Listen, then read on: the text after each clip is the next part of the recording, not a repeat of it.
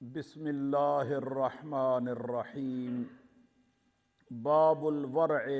فی الشراء والبیع۔ خرید و فروخت میں ورع کے متعلق یہ باب نیا شروع ہو رہا ہے کہ تجارت میں لین اور دین میں معاملات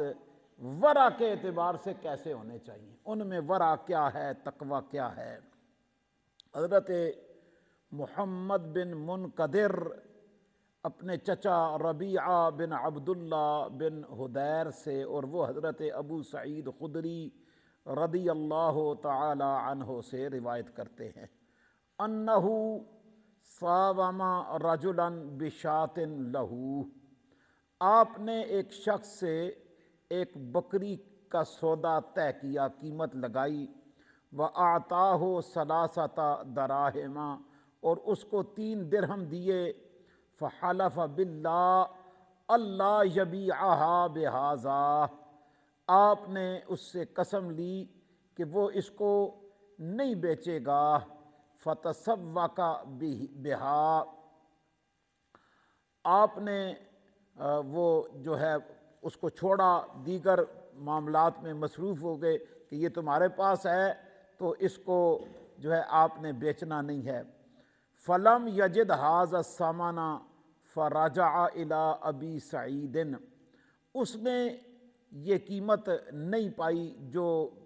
طے ہوئی تو حضرت ابو سعید خدری رضی اللہ تعالی عنہ کی طرف لوٹ کے آیا، فقالا، اس نے کہا خذھا، فکرہ ذلک ابو سعید، اس نے وہ قیمت واپس کی اور کہا کہ ہمارا سودا ختم ہے۔ تو حضرت ابو سعید خدری رضی اللہ تعالی عنہ نے یہ بات ناپسند کی کہ یہ اچھا نہیں کیا، سودا ہوا، معاملات طے ہوئے، تو اس کو کہیں سے زیادہ کی آفر آ گئی، تو اس وجہ سے اس نے حضرت ابو سعید خدری سے اپنے سودے کو کینسل کر دیا، رد کر دیا۔ فَذَكَرَ ذَلِكَ لِرَسُولِ اللَّهِ، حضرت ابو سعید خدری رضی اللہ تعالی عنہ نے یہ بات رسول اللہ صلی اللہ علیہ وآلہ وسلم سے ذکر کی کہ یا رسول اللہ، ایسے ہوا کہ میں نے بازار میں ایک بکری کا سودا کیا اور معاملات طے ہو گئے، میں بازار میں کچھ اور مصروفیت تھی، ادھر مصروف ہوا تو بندے نے مجھے میری قیمت لوٹا دی اور کہا جی کہ ہمارا سودا ختم۔ فقال، اللہ کے رسول صلی اللہ علیہ وسلم نے فرمایا، باع آخرتہ بدنیاہ، اس نے اپنی آخرت دنیا کے بدلے بیچ دی، یعنی اس نے اپنی آخرت برباد کر لی اس سودے سے جو آپ کا سودا ہو چکا تھا۔ سودا ہو چکنے کے بعد پھر اس نے آپ کا سودا ختم کر کے کسی اور سے کیا تو گویا اس نے دنیا کے بدلے اپنی آخرت کا سودا کر لیا۔ تو اس لیے جب معاملات طے ہو جائیں، فائنل ہو جائے، قیمت فکس ہو جائے، پھر نفع ہو یا نقصان ہو، پھر بندے کو پیچھے نہیں ہٹنا چاہیے۔ عام طور پہ بندے کا امتحان ہو جاتا ہے، آپ نے مختلف لوگوں کو ایک چیز بیچنے کے لیے کہی ہوئی تو ایک جگہ آپ طے ہو چکے ہیں، اس کے بعد اس سے اوپر کی آفر آ جاتی ہے تو بندے کا امتحان ہوتا ہے کہ اب بندہ کیا کرے۔ تو اس لیے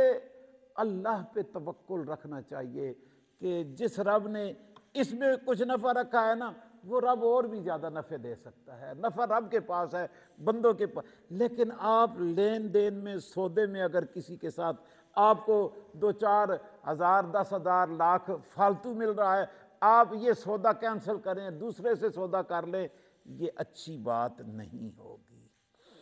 اگلی روایت حضرت سالم بن ابو حفصہ روایت کرتے ہیں، فرماتے ہیں کانا زازان اذا عرض الثوب ناول ثمن الطرفین، زازان جو ہیں وہ ان کا طریقہ کار یہ تھا کہ جب وہ کپڑا پیش کرتے تو آپ اس کی قیمت کی 2 طرفیں مقرر کر دیتے، بھائی ایک آدھ یہ ہے، ایک یہ ہے، تو اس میں جہاں بھی ان کا سودا ہو جاتا فائنل ہو جاتے۔ تو بندے کو ایک لمٹ رکھ لینی چاہیے، اس میں ہو جائے بس ٹھیک۔ تو وہ ایسے اپنی تجارت کیا کرتے تھے۔ حضرت مسعر سے روایت کی گئی ہے، اگلی روایت فرماتے ہیں کہ جاء مجمع التیمی بشات یبیعها فقال انی احسب فی لبنها ملوحۃ، کہ آپ مجمع تیمی ایک بکری لے کے آئے بیچنے کے لیے، اور آپ بیچنے سے پہلے فرماتے ہیں کہ میرا خیال ہے اس کا دودھ جو ہے وہ ملوحہ ہے، نمکین ہے، قدرتی طور پہ اس کے دودھ کے اندر نمک کا ٹیسٹ زیادہ ہے، یعنی اس کے اندر جو عیب تھا اسے بیان کر دیا۔ تو اسلام ہمیں یہی تعلیم دیتا ہے کہ تجارت میں اگر کہیں نقص ہو، جو چیز ہم بیچ رہے ہیں اس کے اندر عیب ہو تو بیان کر کے بیچنا چاہیے، تاکہ لینے والے کو پہلے سے پتہ ہو کہ وہ کیا لے رہا ہے۔ اگر بعد میں عیب ظاہر ہو اور اس کو سودے میں تکلیف محسوس ہو تو یہ بات درست نہیں ہے۔ نبی پاک صلی اللہ علیہ وسلم ایک دفعہ بازار تشریف لے کے گئے، آپ نے غلے کا، اناج کا ایک ڈھیر دیکھا تو اوپر سے بڑا خوبصورت، آپ نے اپنا ہاتھ مبارک اس کے اندر داخل کر کے اندر سے دانے نکالے، دیکھا تو وہ گیلے تھے، ان پہ بارش پڑی ہوئی تھی، تو آپ نے فرمایا یہ کیا ہے؟ عرض کی حضور یہ بارش ہو گئی تھی، تو فرمایا پھر خشک اوپر کیوں ہیں؟ یہ تو بیع الغرر، یہ دھوکے کی بیع ہے، ایسے بیع نہیں کرنی چاہیے کہ جس سے آپ بظاہر اور دکھاؤ بیچو کچھ اور۔ فرمایا نہیں، آپ نے جو اندر ہے اس کو ظاہر کر کے رکھو، اوپر والا نیچے رہے تو کوئی حرج نہیں ہے، خشک نہ دکھائی دے، گیلا دکھائی دے، پھر حرج نہیں ہے کہ دیکھنے والا دیکھ کے سودا کرے۔ تو اس لیے بیع الغرر، دھوکے کی بیع سے اللہ کے رسول صلی اللہ علیہ وآلہ وسلم نے منع فرمایا ہے کہ تجارت میں کبھی بھی بندہ دھوکہ نہ رکھے اس کے اندر، کہ اس سے تجارت، سودا تو بک جاتا ہے دھوکے سے، لیکن اس کا نفع کوئی نہیں ہوتا ہے، وہ بندے کو فائدہ نہیں پہنچتا ہے، اس لیے بیع الغرر سے منع فرمایا گیا ہے۔ اگلی روایت حضرت انس بن مالک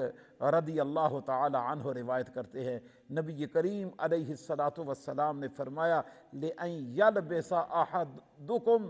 أَلْوَانًا شَتَّىٰ خَيْرٌ لَهُ مِنْ أَن يَسْنَدَيْنَ مَا لَيْسَ عِندَهُ قَضَاؤُهُ۔ فرمایا